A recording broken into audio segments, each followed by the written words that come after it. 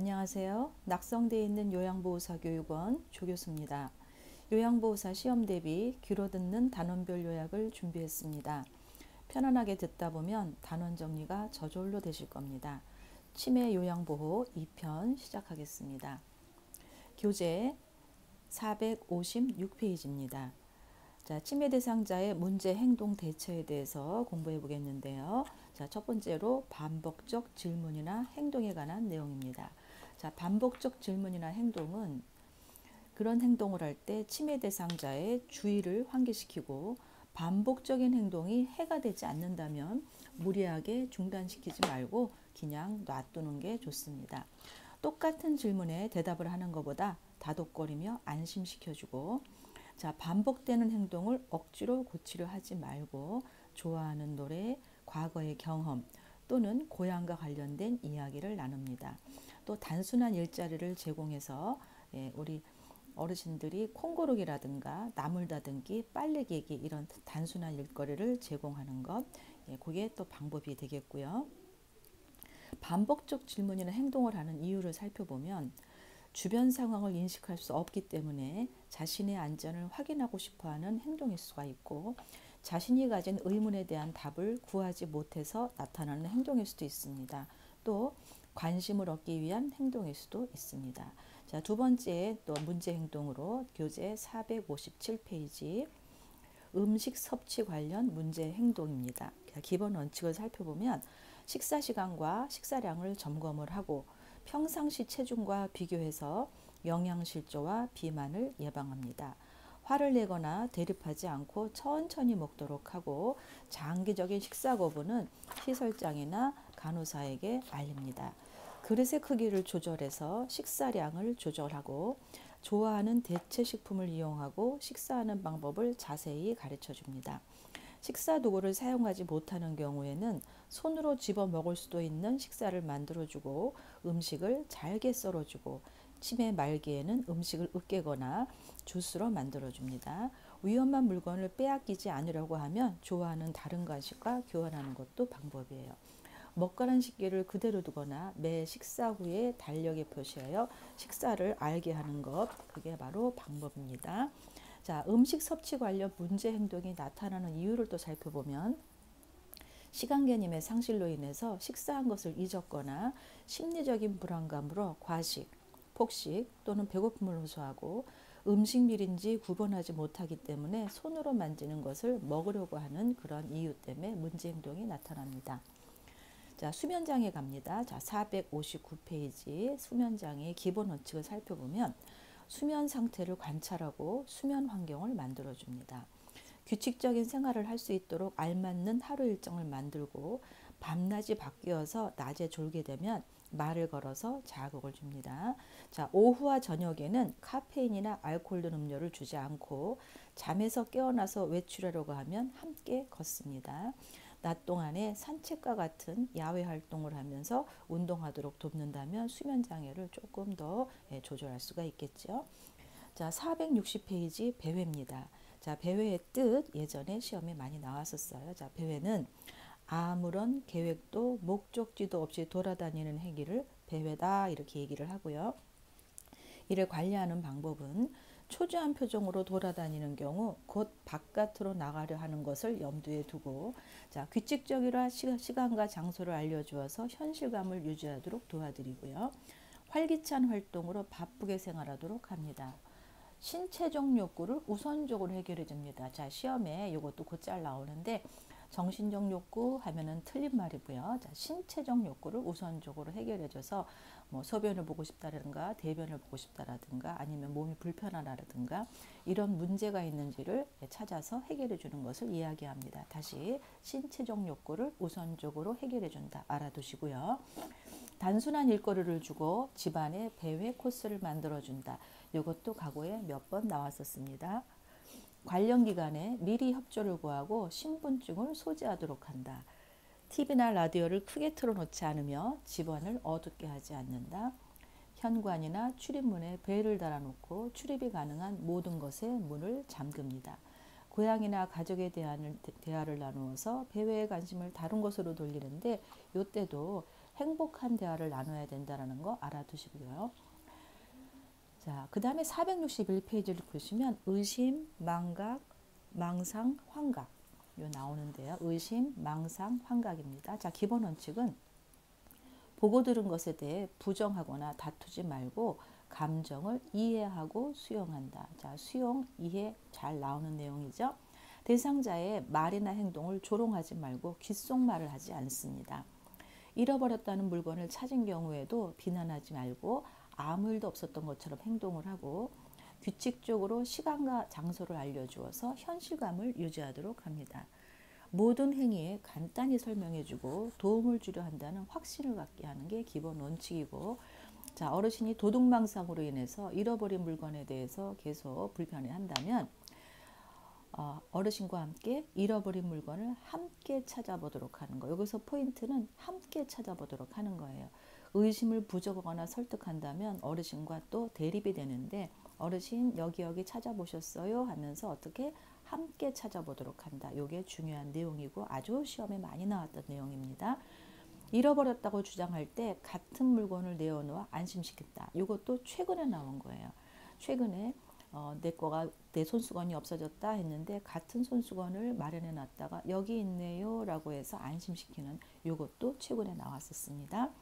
침해 대상자가 물건을 두는 장소를 파악해 놔서 이제 우리가 여기는 찾아보셨어요 하면서 함께 찾아보는 그런 내용이지요. 또 방을 지키려고 방 안에 있기를 고집하면 위험하지 않는 한 방에 있도록 허용하는 것도 방법이고요. 또 주의를 환기시키는 의미에서 좋아하는 노래를 함께 부르거나 좋아하는 음악을 틀어놓는 것도 방법입니다. 자, 462페이지를 보시면 파괴적 행동에 대한 이야기가 나와요. 자, 파괴적 행동은 대부분 치매 초기에 나타나서 수개월 내에 사라지게 되는데 난폭한 행동이 자주 일어나지 않으며 오래 지속되지 않습니다. 규칙적인 일상생활을 하도록 해서 자신의 활동을 예측할 수 있도록 해야 되겠고, 한 번에 한 가지씩 제시하고 단순한 말로 지시를 합니다. 이해하지 못한 말은 다른 형태로 말하지 말고 같은 말로 반복해서 이해를 돕고요. 행동이 진정된 후에는 왜 그러냐고 묻지 않는 게 바로 방법입니다. 왜냐고 물으면 다시 기억이 되살아날 수도 있고 기억 못해도 그렇고 화가 나거든요. 그래서 왜라고 묻지 않는다. 이것도 아주 시험에 잘 나오는 내용이니까 잘 알아두세요. 신체적 구속은 피하고 묶어놓지 말아라 이러는 거죠. 모든 신체 언어는 위협적으로 느끼지 않도록 한다. 고집이나 심술을 부리려는 의도에서 나온 것이 아니고 치매에 의한 증상이다.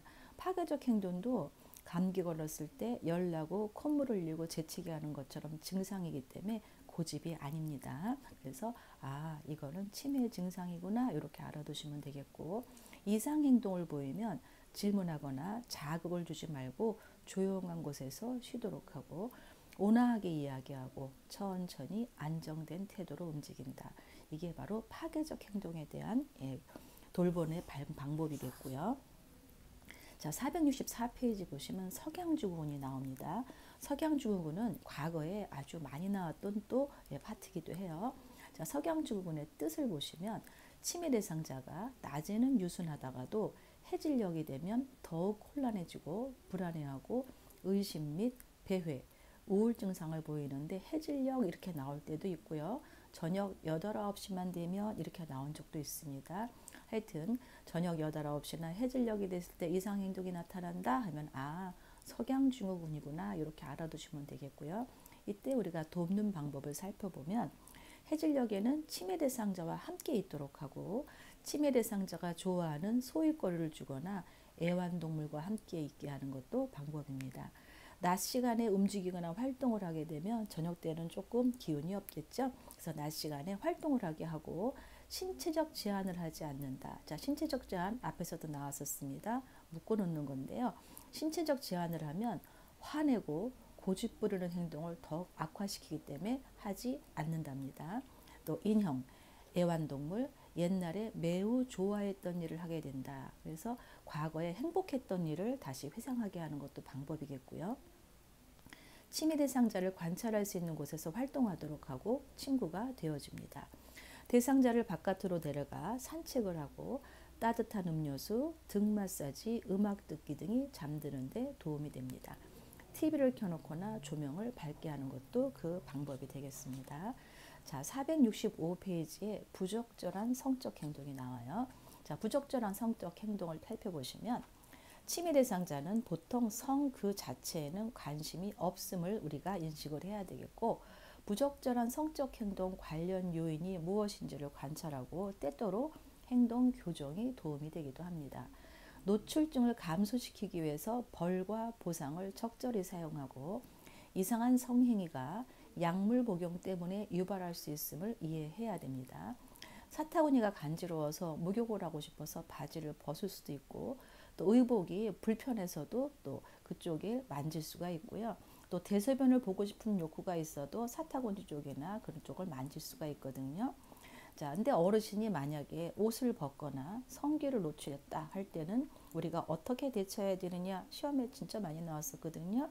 자, 정답은 당황하지 말고 옷을 입혀준다. 이게 정답입니다. 다시 시험에 많이 나왔던 거예요. 어르신이 옷을 벗거나 성기를 노출한 경우에는 당황하지 말고 옷을 입혀준다. 이거 아주 많이 나왔었습니다. 또 다른 내용은 부적절한 성적 행동을 즉각 멈추지 않으면 좋아하는 것을 가져간다고 경고를 하는 방법도 있고요. 성적으로 관심을 보이면 공공장소에 가는 것을 삼가하고 방문객을 제한합니다. 너무 심한 경우에는 의료인과 상의하는 방법도 있어요. 여기까지가 바로 어르신들의 정신행동 침해 대상자의 문제행동 대처하는 방법에 대한 방법이었습니다. 468페이지 침해 대상자의 의사소통입니다. 자, 기본적인 그 의사소통 원칙을 살펴보면 언어적인 의사소통과 비언어적인 의사소통을 다시 배우시게 됩니다. 침해 대상자는 일반 환자와 다르기 때문에 침해 대상자만의 의사소통을 다시 저기서 배우시게 되는 거죠. 자, 언어적인 의사소통을 먼저 살펴보면 대상자의 신체적 상태를 파악한다. 막연한 질문보다는 구체적인 질문을 하는데, 예를 들면 어디가 불편하세요? 라고 말하면 잘 말씀을 못 하세요. 신체 부위를 짚어가며 여기가 아프세요? 저기가 아프세요? 이게 올바른 표현입니다. 자, 언어적 의사소통의 문제는 주로 따옴표를 이용해서 제대로 대화한 것은 무엇인가 이론적으로 전반적인 문제가 나옵니다. 자, 두 번째 내용은 대상자를 존중하는 태도와 관심을 갖는다예요. 비협조적인 경우에는 부탁합니다. 이렇게 말씀드리고, 협조적인 경우에는 잘했어요, 맞아요 등의 격려의 말을 해줍니다. 자, 대상자가 이해할수록 말하기에 서 대상자가 의심하면 부정하거나 설득하려 말하지 말고 함께 찾아보도록 한다. 앞에서 우리가 도둑망상에 대한 얘기 잠깐 나눴었죠.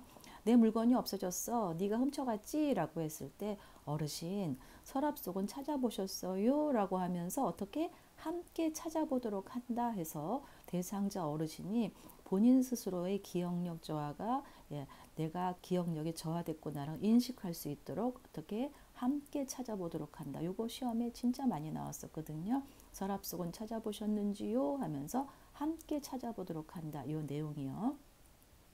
자, 대상자의 속도에 맞춘다.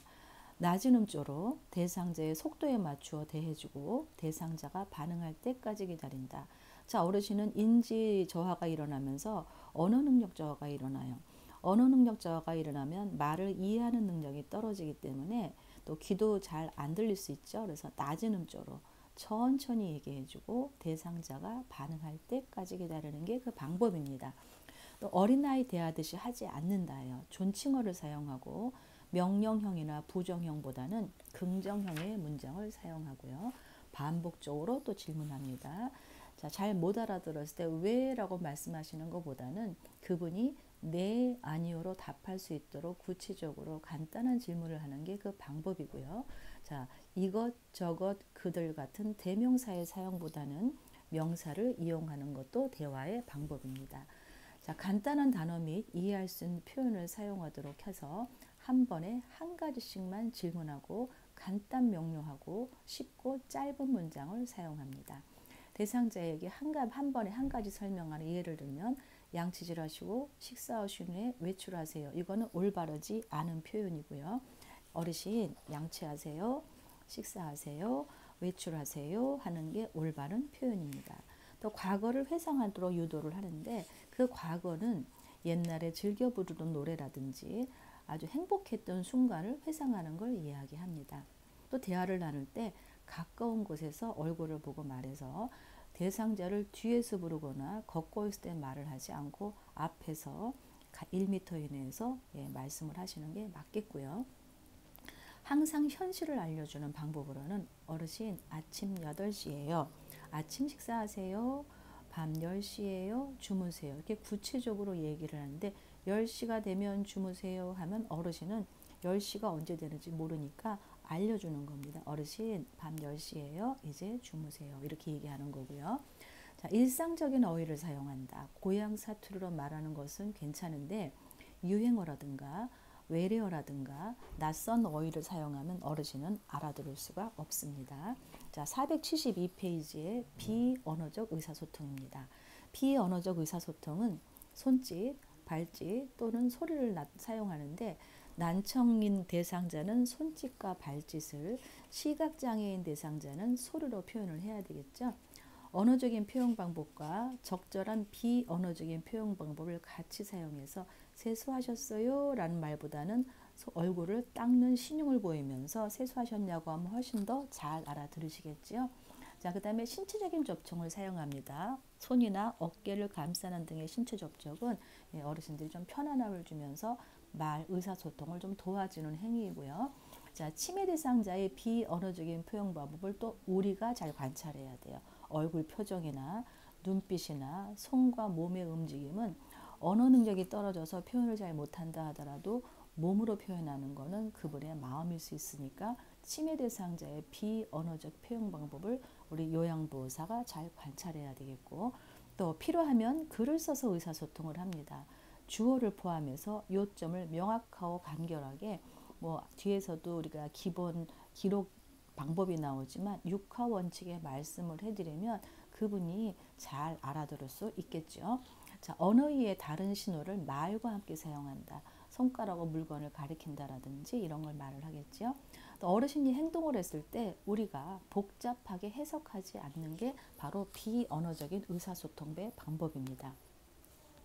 473페이지입니다. 이번에는 치매 단계별 의사소통 문제예요. 자, 치매 단계별로 초기, 중기, 말기의 의사소통 문제를 파악하고 그 다음에는 치매 단계별 의사소통 어떻게 할 것이냐, 그 방법에 대해서 공부를 하시게 됩니다. 먼저 치매 단계별로 의사소통 문제로 초기에 뭐가 문제냐, 중기에 뭐가 문제냐, 말기에 뭐가 문제냐, 이렇게 공부를 하시게 됩니다. 자, 초기에 의사소통 문제는 사용하는 어휘의 수는 점점 줄어들게 되고 대화의 주제가 자주 바뀌어요. 아직은 말씀을 하실 수 있으시죠? 자, 물건이나 사람의 이름을 부르는 것이 어렵고 자주 확인하고 설명을 요구하고요. 과거, 현재, 미래 시제를 올바르게 사용하는 것이 어려워지면 초기에 문제겠고요. 자, 중기는 일관성이 없어져요. 애매모호한 이야기를 하면서 대화의 주제는 제한이 되고 말이 끊기는 횟수가 증가해야 돼. 결국 이제 이 말을 인지하는 능력이 더 떨어졌다는 얘기죠. 불특정 다수를 지칭하는 용어, 이것, 그들, 그것의 사용이 증가를 하고 올바른 이름을 지칭하지 못하는 명칭 실어증을 보입니다. 말기에는 발음이 부정확해서 의사소통을 유지하는 데 어려움이 있어서 소통이 잘 안 되겠고요. 시선을 맞추는 것도 힘들어지고 말이 없어져서 또 다른 말로 무언증 이렇게도 이야기를 해요.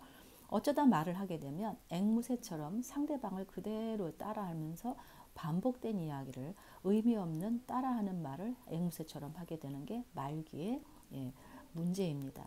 자, 그래서 그거에 따라서 초기, 중기, 말기의 소통의 문제에 따라서 초기는 어떻게 대처하느냐, 의사소통 방법이 자 474페이지에 나옵니다. 자, 초기 환자의 특징 다시 말씀드리면 대화의 주제가 자주 바뀌고 자주 확인하고 설명을 요구하고 시제를 올바르게 사용하는 것이 점점 어려워져요.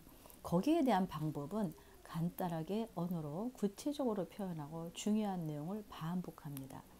요청하기 전에 방법과 정보를 제공하고 아직은 대답할 수가 있기 때문에 대상자가 응답할 시간을 충분히 주어서 생각할 수 있게끔 해주는 거예요. 초기는 잘 못 알아듣는다 하더라도 대답할 수 있거든요. 그래서 응답할 시간 하면 초기입니다. 자, 중기로 넘어가면 중기 환자는 애매모호하게 이야기를 했었고 주제가 제한됐었죠. 말이 자꾸 끊겼고요.